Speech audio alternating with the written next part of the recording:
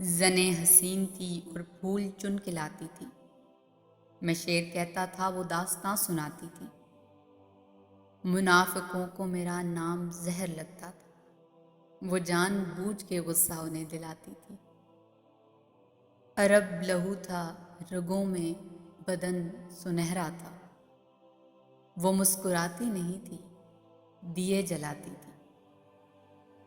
اسے کسی سے محبت تھی اور وہ میں نہیں تھا، یہ بات مجھ سے زیادہ اسے رلاتی تھی۔ یہ پھول دیکھ رہے ہو، یہ اس کا لہجہ تھا۔ یہ جھیل دیکھ رہے ہو، یہاں وہ آتی تھی۔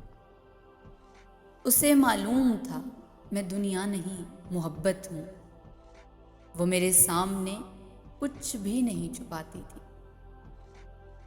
میں کچھ بتا نہیں سکتا وہ میری کیا تھی علی، میں کچھ بتا نہیں سکتا وہ میری کیا تھی علی، کہ اس کو دیکھ کر بس اپنی یاد آتی۔